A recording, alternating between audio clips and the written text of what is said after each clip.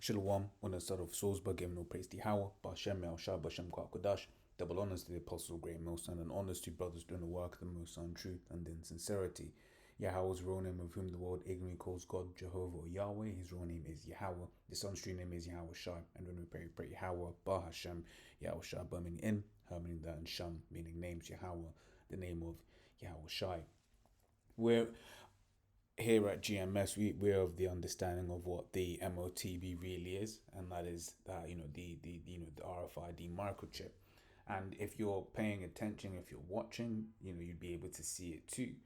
This one is basically inspired from this Guardian article. Says plan to fingerprint passengers on entry to EU to be delayed again. So the point that it's delayed isn't the point. It's more the idea of what it is that they're building. It says plans to fingerprint passengers entering the EU from the 10th of November to be delayed for a third time, right, after concerns were raised by France and England. So France, Germany, and the Netherlands. It says the introduction of the entry-exit system (EES), requiring non-EU citizens to have their fingerprints or photos taken before entering the Schengen area has already been delayed twice. Okay, and part of this then is just how that is linked through with the rollout of biometric passports, and then you start looking as well at the rollout of like CBDCs and how all of these things are happening all at the same time. Now, it ain't spoken about in the news all the time, so people aren't necessarily keeping an eye or noticing it, but that's why the scriptures said this, right? This is Mark 13 and 33, right? It says, take ye heed. In fact, let's start from 32. It says, but of that day and that hour knoweth no man, no, not the angels which are in heaven, neither the Son, but the Father. So when we're looking at keeping an eye on how far along we are in terms of to the end of this man's kingdom, right? We don't know the date, right? No one knows the day when the Lord is going to come back. However, we were left clues, right? So in fact, let's just pause that real quick and jump over to Second Ezra, the 9th chapter. It says, he answered me then and said, measure thou the time diligently in itself, and when thou seest part of the signs past, which I've told thee before, right? And how, as I always go into, like, how do we measure, right, through these prophecies? Well, we observe and we see what it is that is happening in the world, and then we filter it through the scriptures and say, oh, okay, this lines up with this, or that lines up with that. And one of the things that we see lining up for sure is the fact that the infrastructure, right, for this MOTB is very much in the way. All right, so let's finish it. It says Mark 13:33. It says, take ye heed, watch and pray, for ye know not when the time is. So one of the things that we do, right, is to watch, see what's happening in the world. Go into these certain things. If something looks interesting, piques one's interest, we go into it. Right, we study. Right, we go into these things and we're like, okay, this could be linked up with this, or this could be linked up with that. Right, so when we're seeing stuff about the entry exit system, right, we're of the understanding, okay, this is very much to basically being put together, right, to in preparation for this mark, right, to control the movement of people, to know where you are, who you are, right, and then to get people used to the whole process of biometrics, right.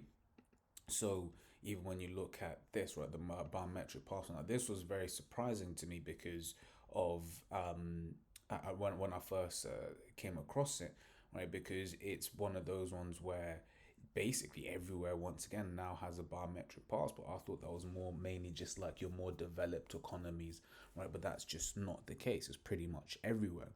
Right, and one thing as well that I found interesting, and I'll touch why I found it interesting when we look at the CBDCs. Right, I'll touch on it now. Right, so most countries are issuing biometric passports to their citizens. Right, Malaysia was the first country to issue biometric passports in '98.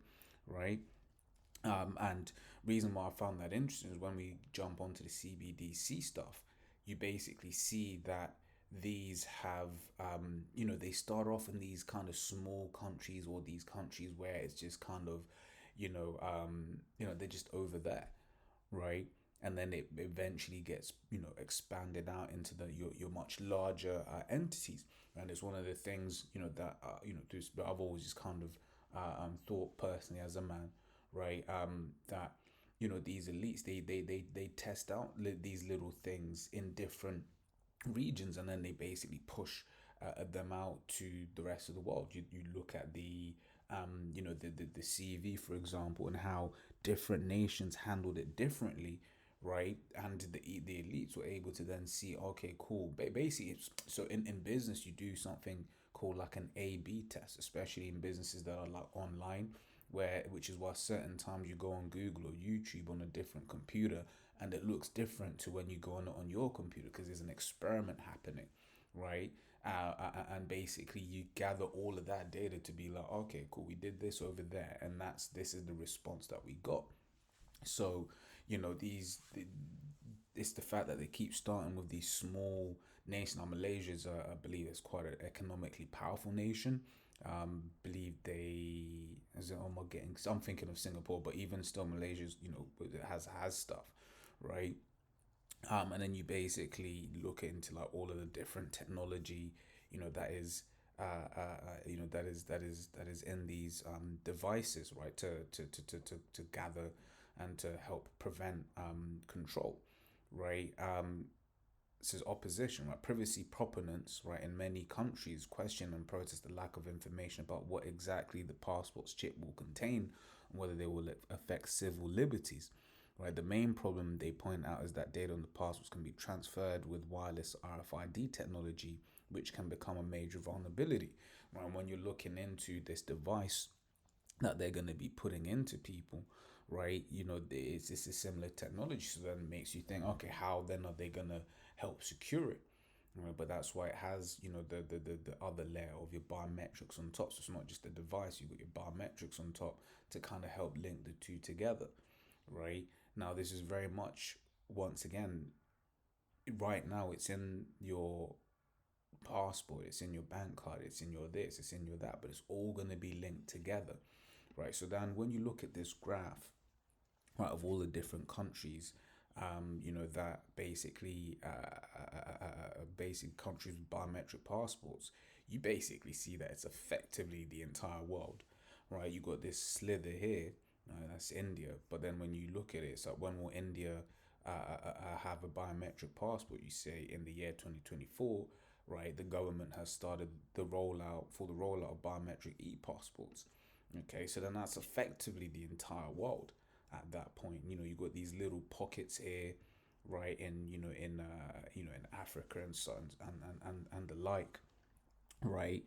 But you covered these two. That's basically what, 2 billion, 2.5 billion people in population, right? You got the Americas the USA 350, Europe around, what is it, 800, right? So that's pretty much all of the world. Okay. So then now we jump over to the CBDC, right? This is cbdctracker.org, right? And then basically I've got launched set up here, right? And you see, Zimbabwe has one launched, Nigeria has one launched in the e-Naira. You got Jamaica with Jamdex, and the Bahamas with the Sand Dollar, right? So these are the ones that are launched, right? This is accurate as of October 2024. And then you start expanding it, right? Which countries are piloting it, right? So you say, okay, cool, all of these different countries are piloting it. Okay, it's interesting, but still not most of the world, right? You get into the proof of concept now, right? You're seeing all of these get a lot more filled out, right? And into the research phase, you basically, once again, you're seeing that all of these different nations are basically in preparation, and they're looking into it. Now you have private entities, right, that could come in and step in to basically help make this entire map colored, right? Much like you think about your visas and your Mastercards basically being the bedrock of Western money transfer, right? You've got companies that are coming, that are planning, and standards, right, that are there in place to help, with push this agenda forward, right? Because as we saw with the CV, these things can change overnight, right? And this is from atlanticcouncil.org/CBDC tracker also, right? So it says 134 countries and currency unions representing 98% of global GDP are exploring a CBDC, right? So what does that make you think? Right, it makes you think of the preset, which I haven't actually got it lined up. I'll grab it real quick. Revelation 13 verse 16 says, and he calls with all, right? Because this isn't just going to be a localized thing, right? This ain't just going to be, oh, it's just an American. Once again, as we saw with the CV, right? This was something that was pushed upon the entire world, right? Yeah, they pretended like they had schisms. What was it? China was like, oh, we're not gonna take your juice. We're gonna make our own juice or whatever. Same I think with Russia. Yeah, Russia had a Sino. No, that Sino is China. But Russia, I believe, had their own one, and this, that, and the other. But the point was, right, this was something that was pushed upon the entire world. Why? Because this is the agenda. And that was a trial run, right? So it says, and he calls it all, both small and great, right, rich and poor, free and bond, to receive a mark in their right hand or in their foreheads, and that no man might buy or sell save he that had the mark or the name of the beast or the number of his name, right? So when we're looking at the fact that this is basically encompassing, the basic all of the world's basic countries and unions, representing basically the entire world's GDP, right? That's effectively saying that this thing is proving the point that it's going to be affecting all, right? They ain't gonna be no there ain't gonna be no one that's just gonna be able to skate out, right? But I'm gonna grab this is Genesis 3, right? So now the subtle, so now the serpent was more subtle than any beast of the field, right? Now subtle goes into the word subtle, shrewd, crafty, sly, right? It says cunning, usually in a bad sense, right? When you look into the definitions to define crafty, right? It says clever at achieving one's aims by indirect or deceitful methods, right?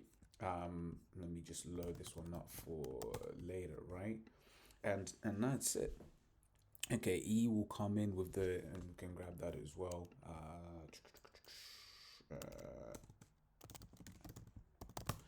This is Psalms 55 and 21. It says the words of his mouth were smoother than butter, but war was in his heart, right? Because when I was looking in as well, they're saying, okay, what are the benefits of say an e-passport and all of these different things? And one of the things I always say, they're more secure, they're safer, right? And then you got that thing. It's like they constantly like to say for your safety, for your safety, for your safety. But we are of the understanding that no, it's not for your safety, it's for your enslavement, right? All of these things that Esau is pushing out is for your enslavement, right? And we have an understanding what it says, but war was in his heart, right? Well, let me finish it. His words were softer than oil, yet were they drawn swords, right? So he will come in and say, oh, yeah, you do this, it's beneficial for you, knowing that these things are going to kill you, right? It says Revelation 14 and 9 says, and the third angel followed them, saying with a loud voice, if any man worship the beast and his image and receive his mark in his forehead or in his hand, the same shall drink of the wine of the wrath of the Most High, which is poured out without mixture into the cup of his indignation, and he shall be tormented with fire and brimstone in the presence of the holy angels and in the presence of the Lamb. So, if whoever takes these devices, right, this enterprise that Esau's working towards, whoever is basically falls into that trap and follows Esau, guess what? Death follows you. Okay, death follows you. And when we're looking at all of these different things basically being put together, right, part of Esau's craft, part of his desire, his patient desire, right, to put it at that, right, that is to people's destruction, right? So let's read that again. Genesis 3 and 1. Now the serpent was more subtle than any beast of the field which the Lord power had made. And it's Edomite. He's crafty, man. He's subtle, right? That's why once again we read Psalms the 55th chapter. He comes in with these smooth words, right? And in such, once again, he destroys people. And just to finish off the verse, and he said unto woman, yea, hath the Most High said, ye shall not eat of every tree of the garden, right? And when in this time to come, he's going to be running a whole load of lies and witchcraft, right? Which I was looking into this word here, serpent, right? And you look into the root, right? It goes into to practice divinations, right? So this the witchcraft that East was gonna come in these last days, right? People are gonna be taken by it, okay? So let's carry on. This is Daniel 8:25, right? It says, and through his policy also he shall cause craft to prosper in his hand. Right now, this is referring to Antiochus, right? However, this we can use this today, right, in reference to this Edomite, right? Because he be writing these policies. Oh yeah, we're all gonna upgrade our systems so that we can do X, Y, and Z, right? But this is part of his craft, part of his agenda and the furthering of it. It says, and he shall magnify himself in his heart, and by peace shall destroy many. Right? It says he shall also stand up against the prince of princes, but he shall be broken without hand. Right? And the last one that I'm going to get, right, and we're going to close on this, is Job 5:12. It says he disappointed the devices of the crafty, so that their hands cannot perform their enterprise, right? So ultimately, the Lord's going to put an end. He's going to be able to do something. He's going to be able to do something, but the Lord is ultimately going to put an end to, to his agenda.